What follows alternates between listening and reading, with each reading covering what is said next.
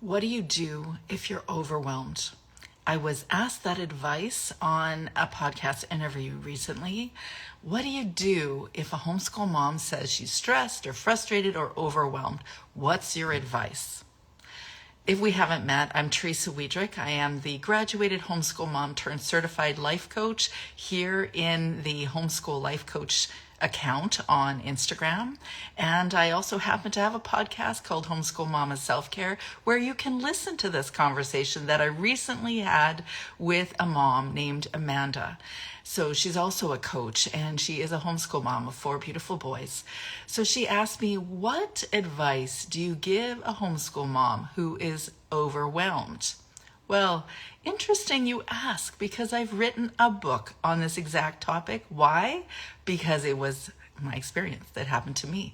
And to be honest with you, I didn't think it was as common amongst the homeschool mom masses as I now see. It definitely is. And now that I work with moms, homeschool moms to be specific, and I recognize the root causes of overwhelm, I'm not likely to give advice, actually. I'm more likely to ask questions. So this morning when I was reading from a book called The Defining Decade, I don't know if you've heard about this one. It is written by Meg Jay, and it's actually written to parents or 20-somethings, parents of 20-somethings or 20-somethings. And since I've got 3 that are 20-something and I have a kiddo who's almost 18, almost about to be graduated, might be in a different stage of homeschooling or in parenting as you, but I know this from experience that we as parents are deeply invested in our kids and we try to understand everything about them. So really interesting book if you ever have a 20-year-old, hopefully, assuming you will. But I was reading this one post or this one quote from a fellow named John Dewey. He's a philosopher, psychologist, and an educational reformer, and we do love educational reform, do we not? He said, "We do not learn from experience, we learn from reflecting on experience." That quote got me thinking, how is it that I can support homeschool moms to move toward change in their lives? Because that's what they want. If they're overwhelmed and stressed and frustrated, they don't want to be. Can I hear an amen? You need change. You know you need change. It's often why people come to me and have conversations with me and why they pursue coaching, because they really want change. They are quite done with the experiences that they're having in their homeschool family. And when they get to that point, they come to me and they say, what do I do? And in the question, the way that Amanda had framed that question, like, what advice do you give homeschool moms who are overwhelmed? My first thought was this: I don't give advice. I ask questions. In fact, my answer is always to listen and to listen deeply. And Meg Jay, the author of The Defining Decade, had said just perfectly, exactly as I would have described it myself. I knew what to say to my clients because I listened to them, because I asked them questions and listened carefully to their answers when in many cases, and this is the key, they were not listening to themselves. I often find that I am the space where others are able to reflect with me or use me as a mirror, as a reflection for them to get clear on what's really going on for them. It's not about me giving advice. Sure, I've done this homeschooling thing for 2 decades and I've coached hundreds of women, and I know that I've spoken to thousands and thousands of women over the airwaves or YouTube or wherever. But at the end of the day, it doesn't matter what I think about something. If it doesn't resonate with you, if it doesn't address the real root issues that you're experiencing, it's irrelevant. But I actually believe that you know. You just don't always spend the time listening and being clear on what really matters to you. There are no wrong answers. You just need to be honest with yourself and listen to yourself. And I thought she put that so beautifully, whether she's a therapist, I know she's got a PhD in, I believe it's therapy, something like that, or whether you're a coach like I am, my default setting is not to give advice. It sure looks like it when I'm here on Instagram. It sure looks like it when I'm on my Facebook group and in my Patreon group and on YouTube. And the reality is that's not actually what I do in coaching.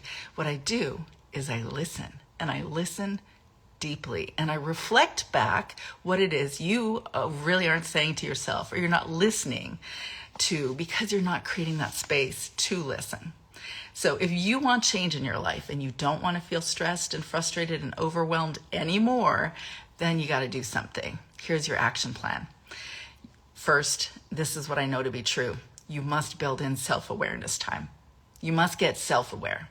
You have to create time to ask yourself the big questions, like what's really going on here in this situation amongst the sibling bickering, or in the conflict that you're having with your husband or your partner, or how you're framing your expectations, or how you're framing your homeschool.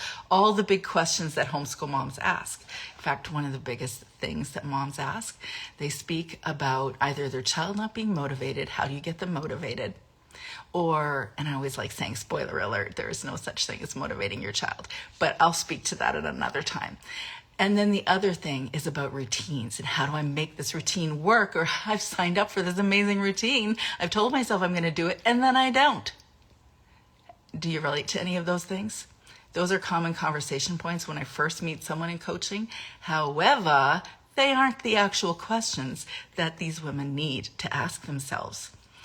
Self-awareness is step number one in causing a change, though. Getting really clear on what is going on, either in here or in the relationships or in whatever the scenario is. Getting clear, building self-awareness, which means you need to have quiet time. It means you need to have separate time away from your kids, away from your family. No options. I wish someone had told me that early on. It's not an option. Truth be told, I took it because I was trying to keep my head above water, and it was my only way of keeping sane. I had too much going on up here, so I every Wednesday night went to a Starbucks, wrote everything that was happening in my homeschool into these little journals that I still have, and just let it pour out so I could get clear on what was going on. I also wrote a blog that was helpful. But that quiet time was my time for self-awareness. And then over the course of the number of weeks or months or whenever afterward, I could continue to look at those reflections and look at it and say, okay, what's really going on here? Are there routines, or are there patterns in what's happening? And then, of course, this is easier said than done. But when you start to identify that there is a pattern, then make one small step.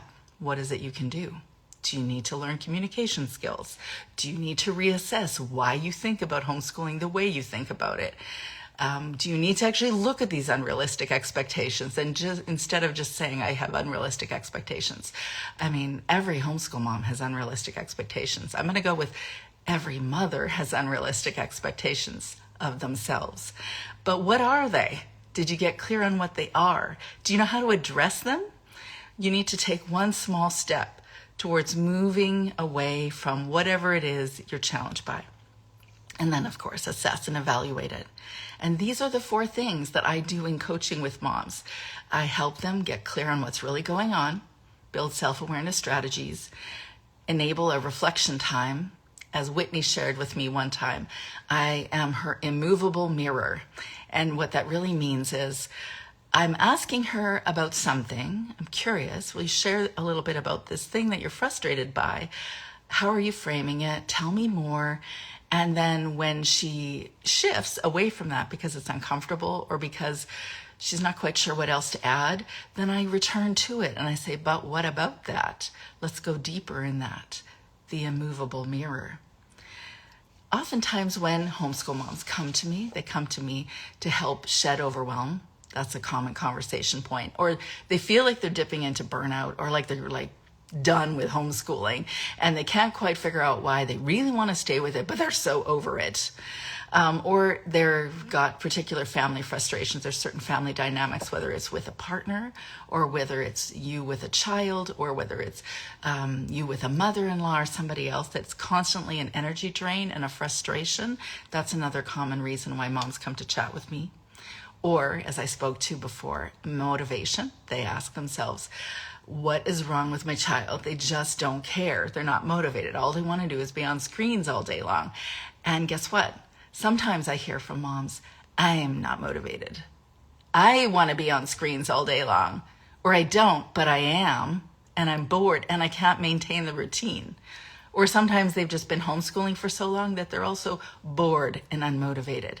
So it's not always just the kids. But that's a common conversation point. Sometimes they have a deep inkling or awareness that things aren't quite right. Sometimes that's pointing to early life history issues that are really informing their present experience. It's changing how they're showing up. So what I mean by that is maybe they have some unresolved trauma or they have unresolved relationship issues with a variety of people, and it's actually affecting how they're showing up with their kids, how they're showing up in their lives. They're feeling depressed or anxious. Sometimes they need to shed uncertainty about their choice. It's just as simple as that. They're afraid of choosing something that other people don't approve of. Now, in this day and age, I would think everybody was cool with homeschooling, but I know reality because I hear the stories. When I started homeschooling back in the early thousands, wasn't so common. It wasn't pioneering days, but it wasn't so common. It was frequent for me to hear from somebody in the public, why are the kids home today? Or wait, what's homeschooling? Is that legal? And of course, even back then I heard the questions, but what about socialization? Don't get me started. But I will just say this, that this questioning ourselves is common, and you don't have to stay there.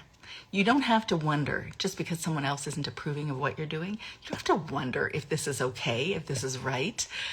Also, some people come to me because they just don't feel like something is good enough. Like that is probably the most ubiquitous or common conversation point of all time.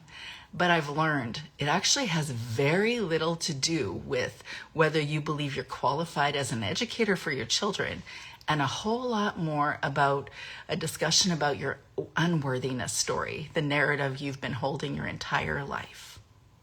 And that's a conversation point I both had for myself in my journaling, in my reflection time. It's a conversation point I've had for the last 3 months in the Confident Homeschool Mom Collective, all about our book, or Brené Brown's book, The Gifts of Imperfection. And certainly it's one that is a repeated one in coaching. Also, sometimes women, as I shared earlier, are shedding unrealistic expectations. I don't hear women come to me and say, these are my problems. I'm unmotivated, or they don't usually share that directly. Or, I just have a deep life dissatisfaction, or I'm having an existential crisis. People aren't saying that. They're like, I'm overwhelmed. I'm frustrated. I'm over this stuff. And then I can have a conversation to get clear on what's really going on for them, which I've called, and you're invited to, by the way, it's a free conversation, the Aligned Homeschool Reset Session. And it's completely free. It's an opportunity for you to get clear on what the roots are to your overwhelm. I've also created a quiz, which you can find on my website. Really, you can also just type quiz in the comments section. It'll pop up for you. And it will go into the depths of why you might be dealing with overwhelm. It'll get to the roots. And I've identified 8 roots. There's not usually just one, but I've probably seen maybe 40 or 50 people already sign up in the last week and a half, and it has been a really useful tool. I must say, I wish I had that way back in the day when I was overwhelmed in about my 3rd or 4th year of homeschool. So that's one of the small steps that you can do to address your overwhelm. The quiz, sign up for the quiz. You can get clear for yourself. You can join me. Of course, you can join me in the Aligned Homeschool Reset Session. But last week, I was doing a lot of writing for the I've got this one checklist, which I have very directly named the Building Boundaries and Bolstering Your Relationships checklist for homeschool moms. I'm going to update it with a more clever title, but this is pretty straightforward. It's about bolstering your relationships with yourself and with the most important people in your life, and building the boundaries that it takes to create time or make sure that you get time and energy in your life.